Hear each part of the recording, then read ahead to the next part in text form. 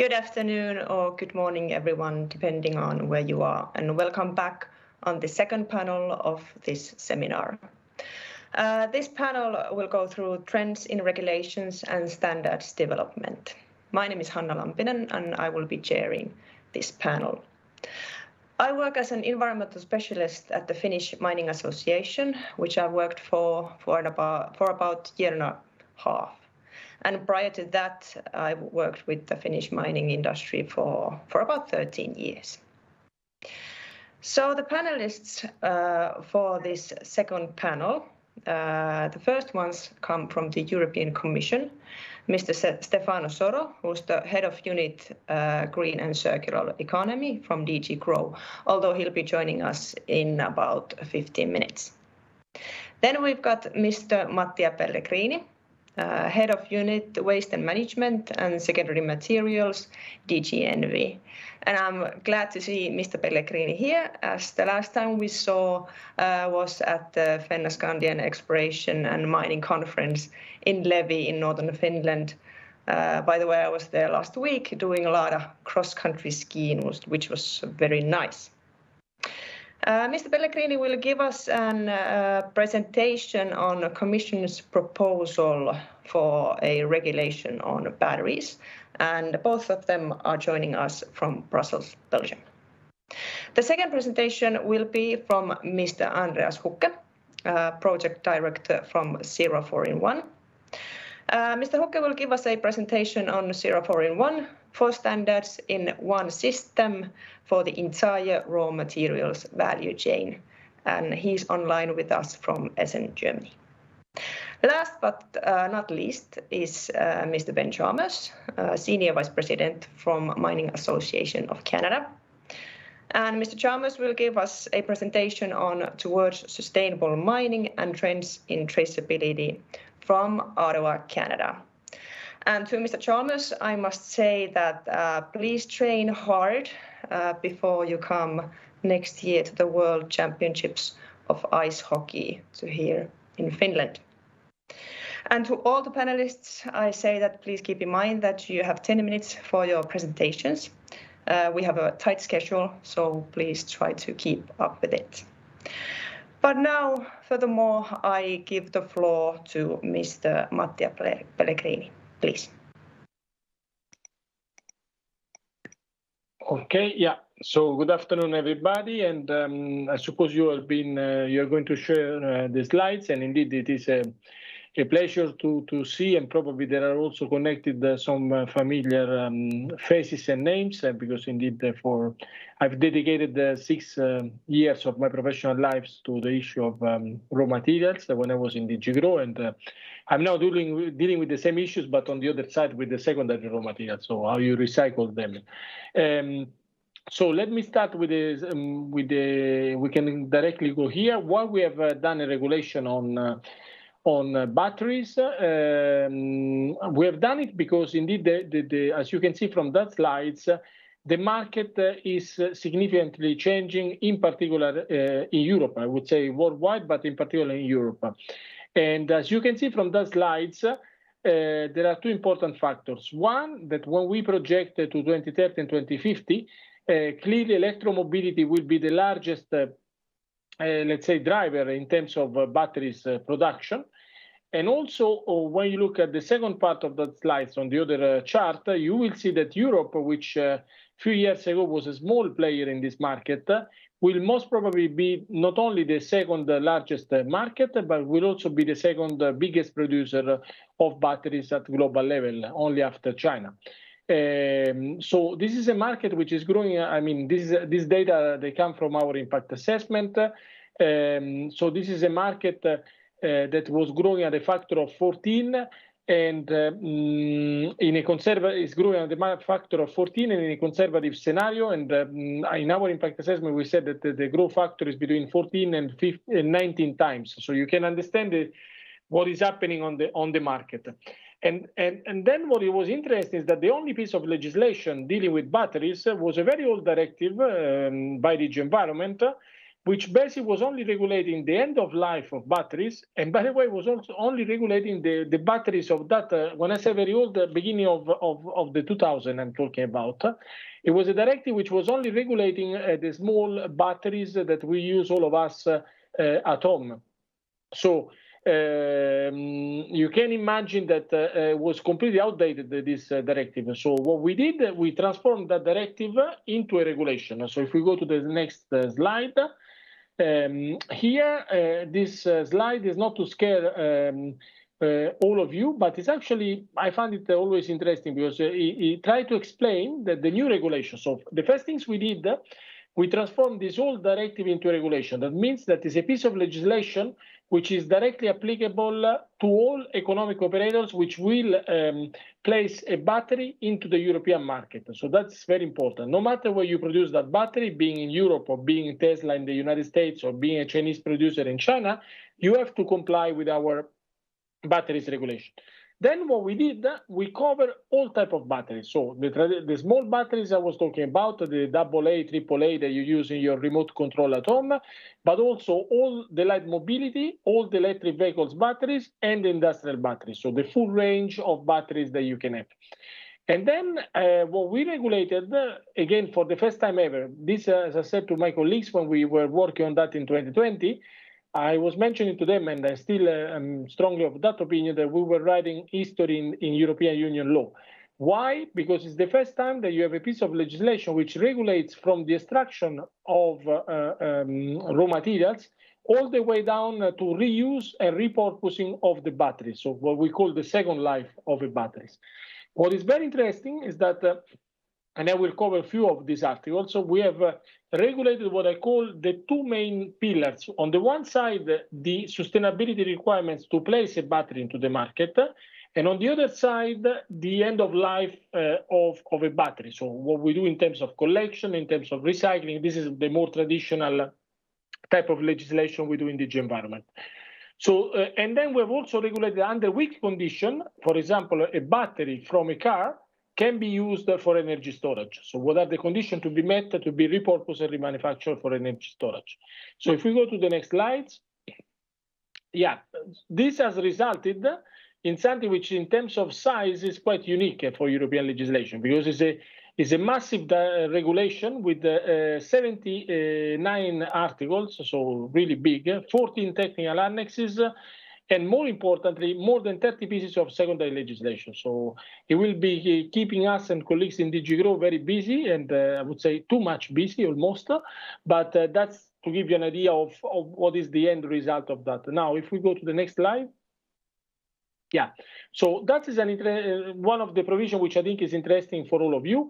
We have regulated the amount of recycled content that has to be contained in the new batteries. So we have introduced two targets, one from 2030 and one from 2035, by which a certain percentage of cobalt, lead, lithium, and nickel has to come from secondary raw materials. So if you want to comply and if you want to sell your batteries in Europe for electric vehicles, you have to respect these limits. As you can see, it's an increased level. So there is a first target in 2030 and a second target in 2035. I would like to draw the attention of all of you that these targets are going most probably to be increased because in particular the European Parliament considered that they are too low. So they would like to increase the amount of secondary raw materials which will become obligatory by 2030 for the production. Why 2030? Because of course the production of batteries takes time. So and also because we need to wait that there is the first generation of electric vehicles batteries comes to an end. Because of course we need to make sure that there is sufficient cobalt, lead, lithium, and nickel in the market. So this is about recycled content. Then the second provision, next slide, that I thought it would be very important is due diligence, what we're discussing today. Again, we have made mandatory the use of the OECD due diligence guidelines for a number of substances, cobalt, graphite, lithium, and nickel. Now the proposal again is discussed in the European Parliament, and in the Council, and in particular in the European Parliament, there is let's say the strong push to extend this obligatory supply chain due diligence requirements to other type of raw materials. So, like for example, copper, bauxite, iron. So it's a very extensive. The Commission view on that is that we don't think it would be appropriate to do it so extensively, because the four substances we have mentioned there, cobalt, graphite, lithium, and nickel, which are the same for recycled content, are really the core of a battery. It is true that in an electric vehicle, so you have a lot of copper as well for all the cables and all the things, but this is outside the battery. So here we're regulating only the battery. And I think also what is important is that in our proposal, this article 39 and 72 of the batteries regulation, they will only apply to the big batteries, so electric vehicles and industrial batteries. But the idea of the European Parliament is to extend due diligence obligations to all type of batteries. So the Parliament wants to do two things: to add many more critical and non-critical raw materials, and also to extend the scope of application to all type of batteries and not only to industrial and electric vehicles batteries. Next slide. Also, I mean, here I will not go into the details, but again, what we have regulated also in terms of raw materials is both the recycling efficiencies and the recovery rates for a number of materials which are contained in the battery, so nickel, lead, lithium, and also other. And you will see there that there are different deadlines coming in. So the first deadline will be recycling efficiency 2025. Then we will have a recovery deadline in 2026, and then again higher targets both on recovery efficiency or on recycling efficiency and recovery targets in 2030. So as you can see, the same approach of recycled content. Next slide. Yeah, so that's I've already anticipated a bit what I was telling you. So this is to give you an idea of what is happening. As you know, once we make a Commission proposal, then it has to be agreed by the European Parliament and the Council. So for the Council, there is a lot of progress done under the Portuguese presidency, which did a fantastic job. And then the Slovenian presidency is also doing a very good job, but there are still a number of issues which are for discussion. So the French presidency will be fundamental, which will be next year, to close this file and to find a political agreement. Let me just very briefly to say that one of the issues where we agree with the Council is the introduction of a new category for light mobility transport, which is also a recommendation by the Joint Research Center of the Commission. So there are some of the things where we can agree to introduce, for example, a new category for light mobility, because indeed there's a different type of batteries which is used. But then on other issues, I will not go here in the details, so we disagree with the Council. And then what about the Parliament? The next slide. Yeah, in the Parliament, it is so the Parliament is a very complex situation which we have, again, unique of this regulation.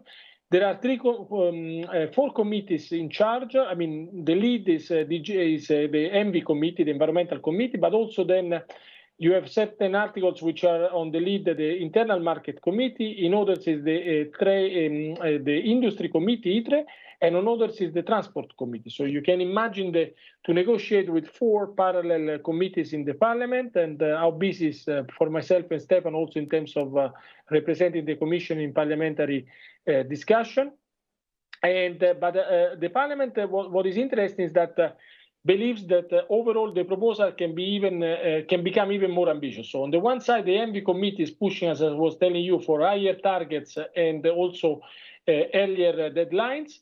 And on the other side, the IMCO committee, led by Mr. Manders, in this case as the rapporteur, is pushing for additional ideas which are not at all in the current proposal. So, for example, to have a common charger for all type of batteries, or, for example, to have a deposit and refund scheme for all type of batteries, and also to have due diligence requirements for all type of batteries. So that is shared by many committees in the parliament. So that's the reason why I said it's likely to happen at the end. So I think with that I've done my presentation. Of course, I'm ready to take any questions by the speakers, by the participants. Sorry.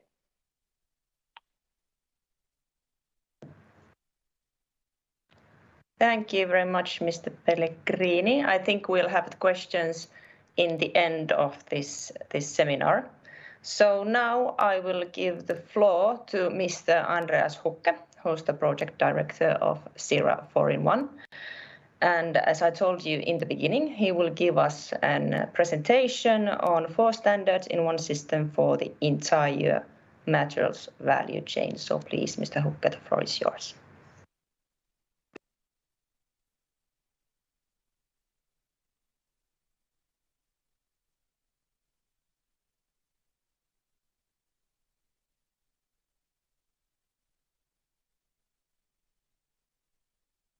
Yes, can you hear me now? I think so.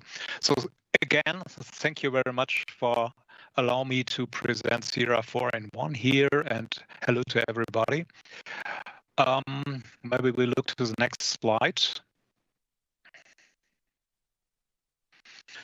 And I want to start with an overview about the market of certification schemes and certification systems. And one thing is the situation is very fragmented. That means there are very different standards. Some are very trustworthy, others are very high ambition. In other cases, they are not so trustworthy. And within the value chain, there are very different standards. And so it's not following the line from the raw material to the consumer.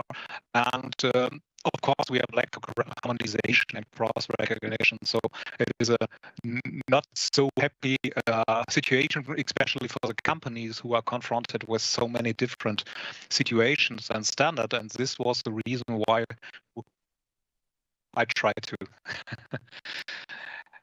So maybe we look to the next slide.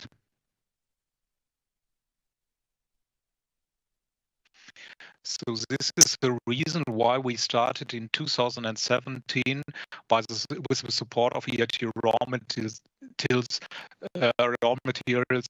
CIRA 4-in-1 project. And the goal was in this project to standardize the certification standard for the certification scheme for raw materials. And this should cover all aspects of environmental, social, and economic sustainability, and it should guarantee the traceability of the material flow. Next slide, please.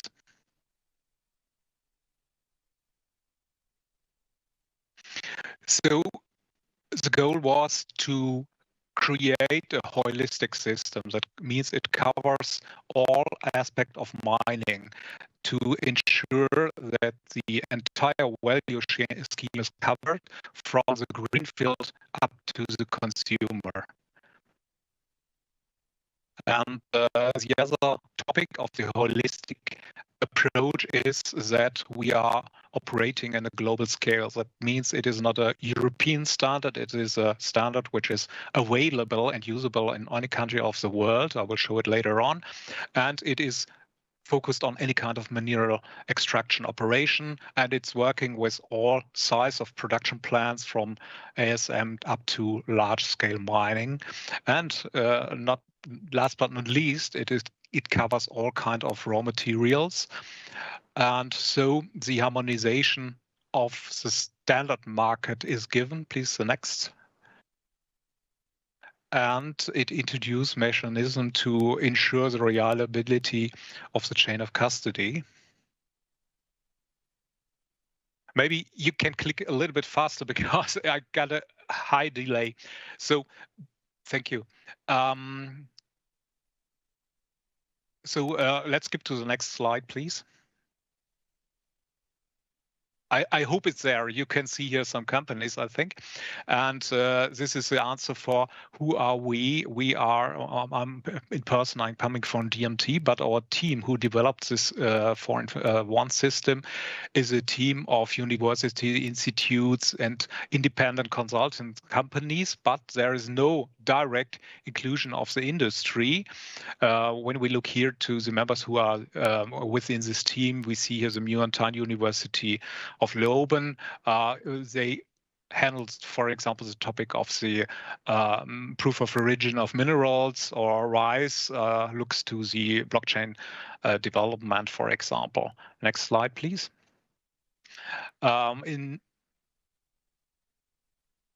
Sorry, can you go one back? Yes, thank you so much. You see here, we need the industry, and so we have an advisory board. Here you see, for example, Volkswagen or Siemens as larger OEMs, or the financial industry given by DGWR or the European Bank, and we need the support by giving us the requirements of the industry, what helps to make a standard smart. As well as UNECE and GRC are within to look for the existing regulation and to the compatibility to that, for example, the OECD guidelines and the developments of the UNECE. Can we see the next one? So what does it mean when we talk about 4 standards in one system?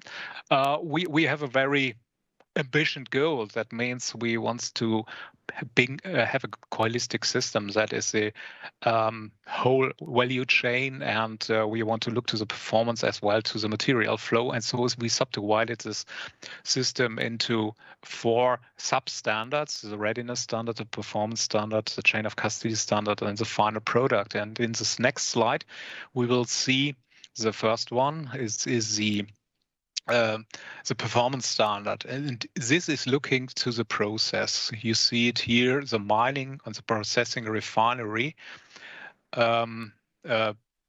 branch in the processing stream is covered. And what are we looking to when we are talking about the performance standard can be seen in the next slide. Oh. Maybe you skip. I think this is a wrong presentation, but we have to click a little bit, and it works. Go ahead. Yes. So yes, here we are. This one. Here you can see in total there are 40 aspects about sustainability. It's subdivided in corporate governance. It is environmental aspects and social responsibility. And here you find all of these aspects like biodiversity or emission and waste, as well as legal compliance or safety and security on a mine. Please go ahead. And where are we with our development? As you have heard, we started in 2017, and just now we are running 4 pilot phases. That means we try to find some examples in a very different region with different materials, different mining size. And we choose to look to cobalt in a mine in Africa. And the second one is lithium in Europe, graphite in Europe too, and rare earth elements in Asia. And the aspects are very different. You can keep it. For example, the project in Europe with lithium is focused on exploration and building up the mining industry, and in other cases it is a good running mine, for example, in Congo Basin in Africa.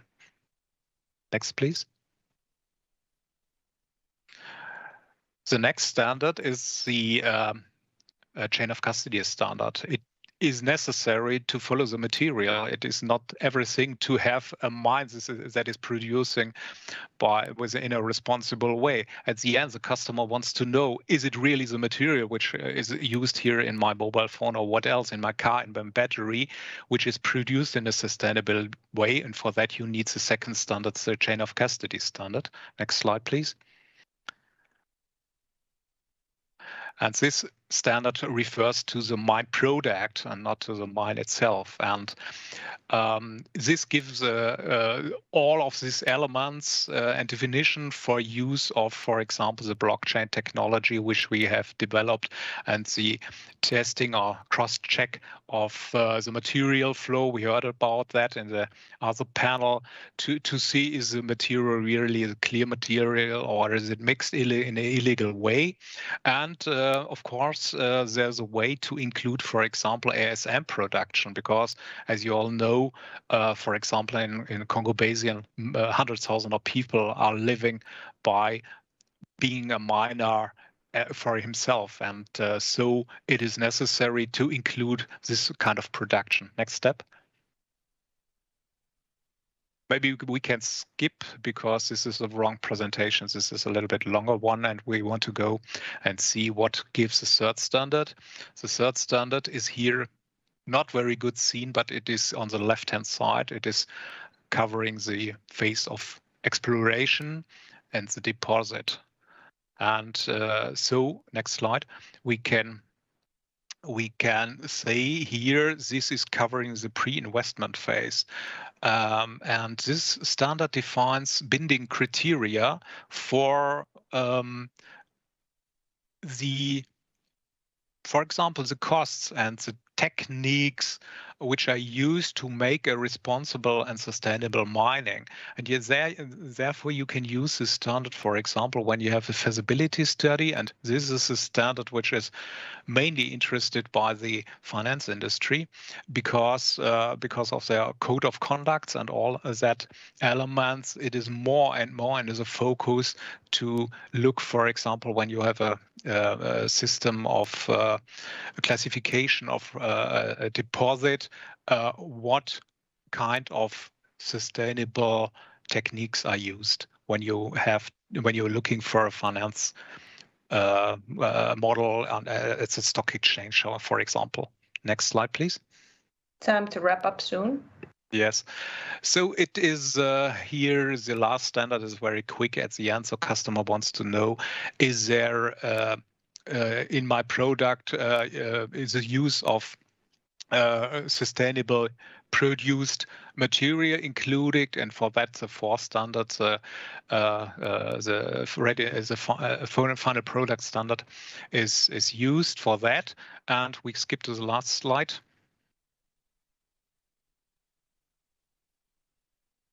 You can skip this. And we see here this time scale. We started in 2017, and we go this way. We do a lot of paperwork in 2019, 2020. We started with this pilot phases, and up to now, in this year, we establishing the Zero organization, and step by step, we are developing the next standard. Now we were focused on the performance standard, and now now in this year, next year, we will cover this and develop the CCS, the chain of custody standard. Thank you very much.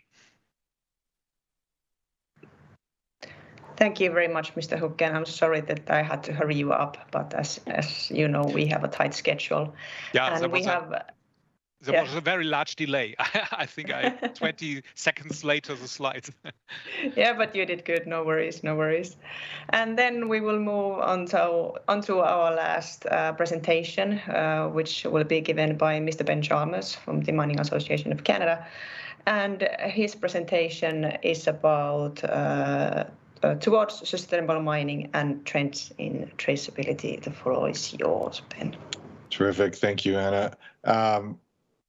Welcome. It's a pleasure to be here. Thank you for having me and giving me the chance to talk about something that we've been working on for a very long time. And just want to start by acknowledging that Hannah and Finman are one of our partners in this work. They were, in fact, one of our very first partner internationally on this.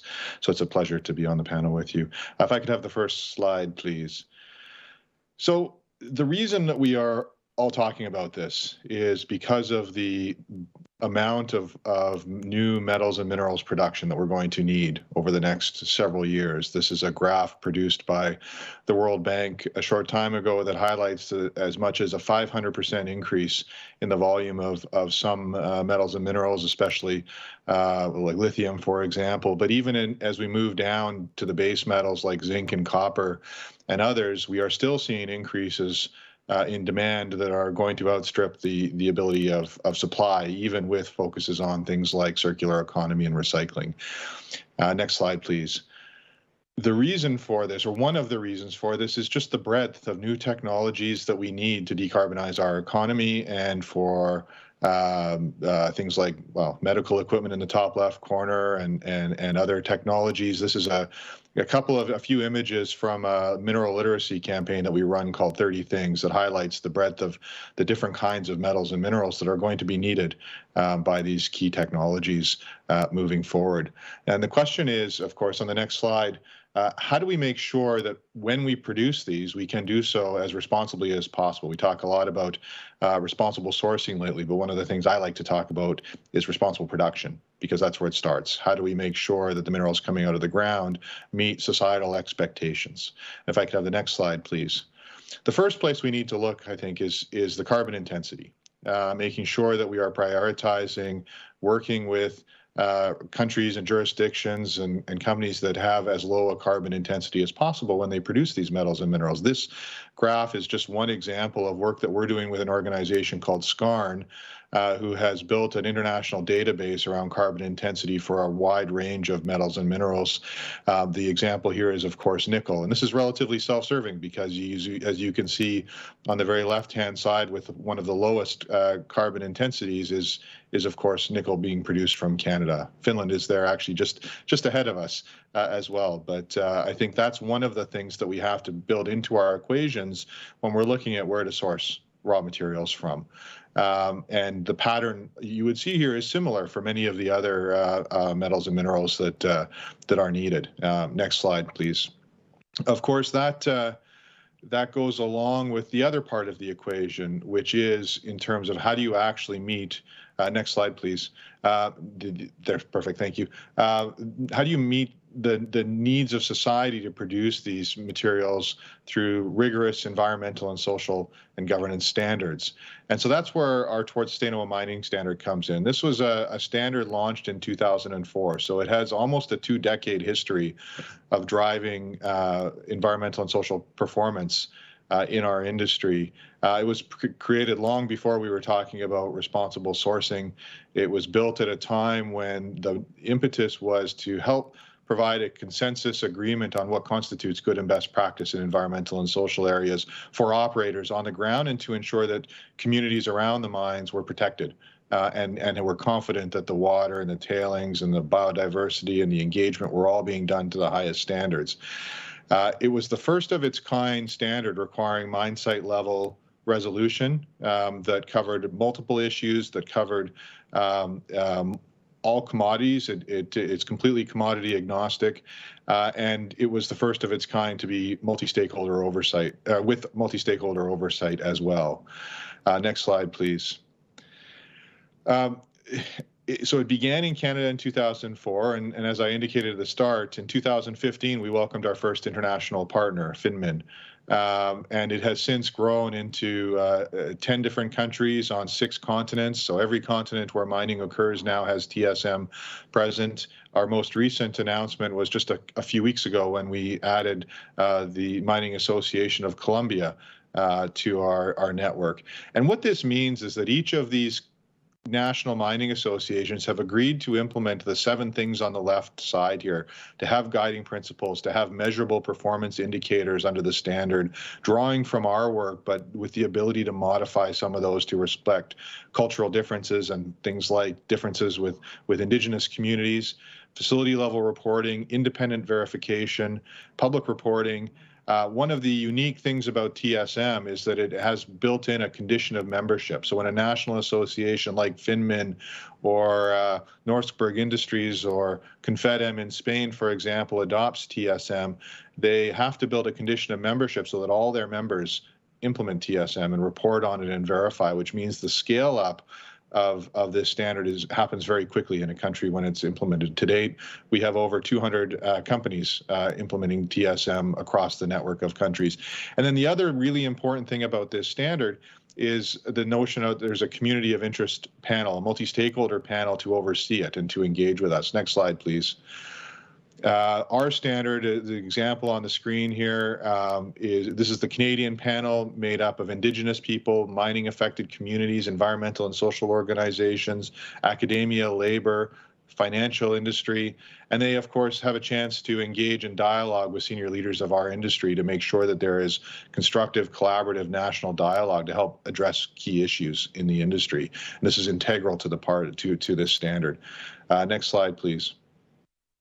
The standard covers a core range of issues. If you look on the screen here, these are the issues where there are standards that have been through the multi-stakeholder development process with the panel, with the industry, and underneath this are 30 indicators, and actually there will be soon a few more because we're just starting work on a new standard around equity, diversity, inclusion, and respectful workplaces. But there are 30 indicators right now where each mine is graded on a 5-level scale of performance, beginning with C and ending with AAA, with A being good practice and AA and AAA being leadership.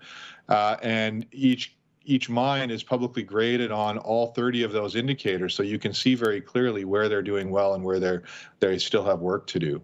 Next slide, please. And this has had tremendous impact on the industry over the last nearly 20 years. This is just one example where there are 4 indicators measured in community engagement and Indigenous engagement. And when we started, 2006 is the baseline year where we first undertook external verification. And at that time, about 50% of our mines could meet the good practice standard or exceed it. Today, we're over into the high 90s and in some cases 100% meeting that good practice. And we're just in the process of introducing a new, more rigorous standard to continue to drive the performance further. And I could show you slides with all of the different subject matter area that would be similar in pattern, but only have time to show you the one example. So it's a very effective standard with a track record, with multi-stakeholder governance and independent oversight that is a key tool, I think, to help ensure that the metals and minerals coming into Europe and going into battery production here in North America and elsewhere abide by the highest levels of standards. And we're seeing a number of other trends that I want to get into now. If I could have actually the next slide and then the slide after, please. So one of the key trends that we're seeing today is around alignment and equivalency work with other standards. There has been, since TSM came on board almost 20 years ago, there has been a plethora of standards coming online, especially in the last 5 years. And so a great amount of effort is going into trying to figure out how all this fits together. One of the first tools that we put together was what we call our responsible sourcing alignment supplement. And this is a set of additional requirements to go along with the core requirements that I shared earlier that allow for 100% equivalency from key partner standards, including responsible steel, copper mark, ICMM's requirements, World Gold Council's requirements, and the Responsible Minerals Initiative's risk readiness assessment. And we continue to work with others where we're working to add other standards in all of the time. And so the idea here is that with one report and one assurance process, you can gain up to 5 different accreditations through TSM. Next slide, please. We're also working with other standards such as IRMA on another project called an integrated audit protocol, which will assemble in different ways more detailed standards together so that mines can undertake a single audit and satisfy additional requirements. And then on subject matter specific areas like the global tailing standard, next slide, please.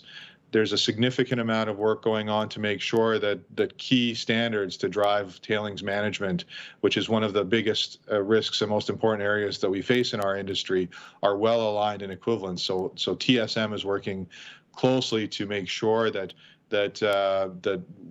all of the elements of the global tailing standard are also reflected in TSM. And so I guess to sum that up, one of the key trends that we're seeing is now that we've seen this as I say, divergence of and proliferation of standards, now we're starting to see the trend coming together where standards are working to sort themselves out and be more organized and be more aligned to reduce the burden. So hopefully allow scale up and adoption to happen more quickly. Next slide, please. The other trend is around traceability and taking these credentials, these standards, and moving them down the supply chain. So one of the things that I often get asked is, what is TSM's chain of custody approach to make sure this data can get to customers? And my response is we are focused on producing high quality, trusted, credible data that will work with any chain of custody scheme. So one of these is the LME passport, which has been recently launched and is a way of taking credentials and feeding them through an important stage in mineral trading around the warehouses as minerals flow in and out of the warehouses to understand that they have sustainability credentials backed up. So we're working with organizations like the LME to make sure that this approach works. Next slide, please. And then we heard from Ryan earlier on the first panel around work that they're doing. And I think this is one of many examples, but one of the reasons I really want to highlight this particular one is that I really like the approach that the BC government has taken with this around assembling credentials that can bring in both standards and regulatory compliance. Is the next slide coming up, please? Thank you. This is the schematic that Ryan shared earlier. Just wanted to reinforce that tools like this will be integral to taking good quality standards data and building it into trusted credentials that can feed into the LME passport and feed into other mechanisms. And like I said, what I really like about this is the harmonization of the role that government plays in regulating and producing transparent regulatory compliance data with standards like those that we're producing and the data that goes along with that to make sure it can get through the supply chain to the end product. I think that's my last slide, so I'll stop there.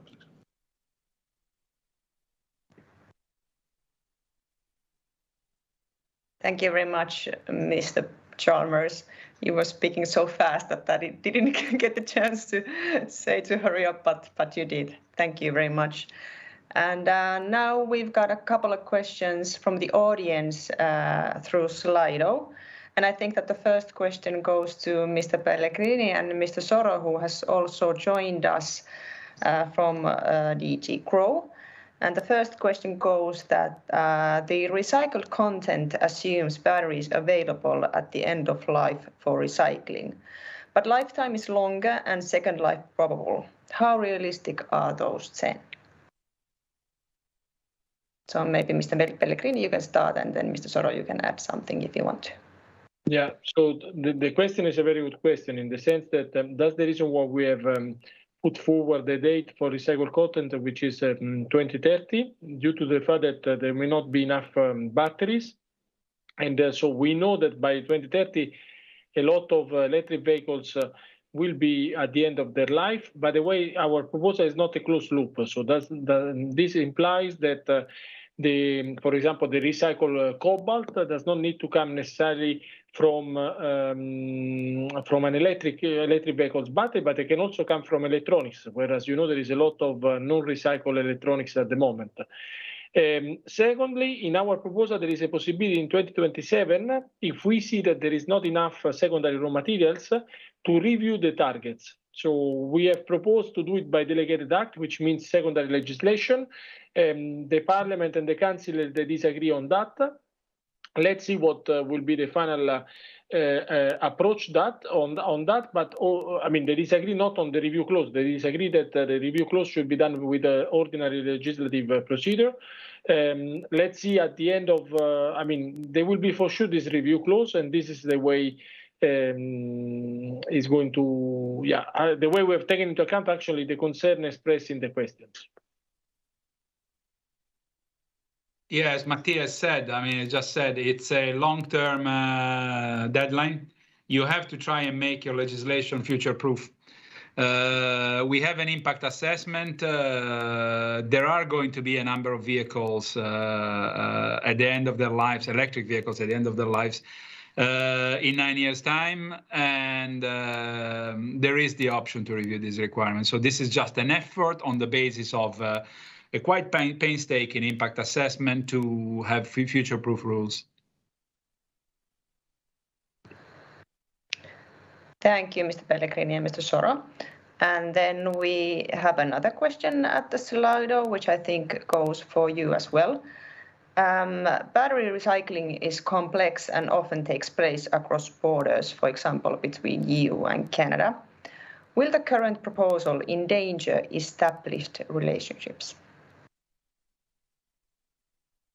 Absolutely not. I mean, we're proposing a regulation which is based on the internal market articles of the treaty, which means there's a level playing field for all batteries that are placed on the European market, regardless of where they're made. You know, actually, I think that would improve, because now there's a directive where member states are free to, in the implementation at national level. We are proposing to go for a full level playing field, and it's regardless of where batteries are made. We know that global supply chains are really long. We're not talking about carrots here that are produced around the corner. We're talking about complex products with raw materials coming from different continents, which are manufactured in different stages in different places. No, I think it's the other way around. Yeah, maybe just as a complementary point to what Stefano said, of course, I mean, what is clear, there is an article on export of batteries in the proposal, and batteries, for the time being, under the definition of waste, are considered hazardous waste. So normally, as an hazardous waste, cannot be exported outside the OECD. I mean, Canada is a member of the OECD, so it should not provide any problem. I mean, but outside the OECD, I mean, as hazardous waste, it will be it can only be exported under specific circumstances. But also, I would like to draw your attention that the idea, at least of our current president of the Commission, is to also make value chains much shorter. That's the reason why we just adopted yesterday, which has also an impact on batteries, the revision of the waste shipment regulation, where actually we have completely reversed the current system, and under the new system, for all type of secondary raw materials, so all type of waste, it cannot be exported anymore outside the EU unless the relevant country is going to notify to us and it gets an approval from us that it will be treated under equivalent environmental conditions. So that's there was also communication accompanying this regulation, which is also referring the batteries proposal, but now has been just revised less than 10 months after the adoption of the batteries regulation. The idea is that we take responsibility for our own waste. I mean, when they come at the end of their life, is our responsibility. And Europe has been exporting too much. If I can take the question which was asked on the other way around, I mean, we've been exporting some of these secondary raw materials quite a lot to be recycled in other parts of the world, and we didn't take our own responsibility for doing in a sustainable way in Europe. So indeed, I mean, Canada, as I said, is different because it's an OECD country, but we know that some of these things have been illegally sold or illegally exported. So that is clearly something which we plan to tackle, both in the batteries, on these specific articles in the batteries regulation, but also more in general on waste shipment in general. Thank you very much, Mr. Pellegrini. The time is flying, but I think we still have time at least for one question, and this one goes to Ben. Is TSM working with downstream, for example, automobile manufacturers? And please be quite short with the answer. Yes, very shortly. TSM applies at mine sites. It also applies downstream in manufacturing. We have smelters and refiners that apply TSM directly and report on it. And in terms of building awareness and working with partners to use the standard data, we are working with downstream customers, including steel manufacturers, automotive companies, consumer electronic companies. So we are working to build recognition for it as well as quickly as we can. Thank you, Ben.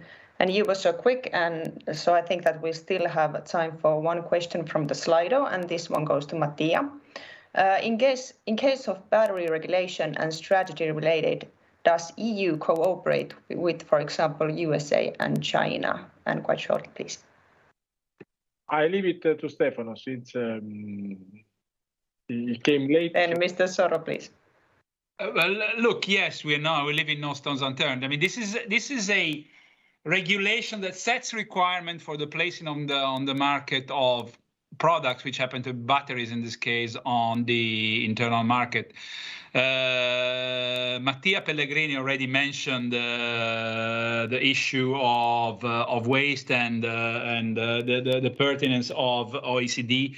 And last time I checked, the US were a member of the OECD, but we have obviously an interest to reach out to all relevant economies, to all relevant partners, to ensure that we have a supply of products that meets our needs, and B, that these products comply with our rules. So yes, we're going to engage with anyone. We regularly engage, including with China, on a number of different issues, including on, for instance, on eco design and other legislation regarding requirements for product. We're certainly going to do it for this, to ease in the implementation of the new regulation, by the way.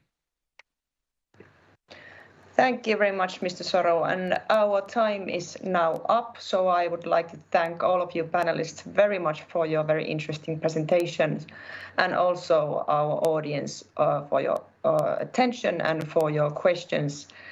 And I'd like to wrap up this panel by saying that I really think that traceability for the whole value chain of batteries is one of the key issues to gain more acceptability for the whole value chain, and raise awareness of the importance of raw materials production here in the EU area.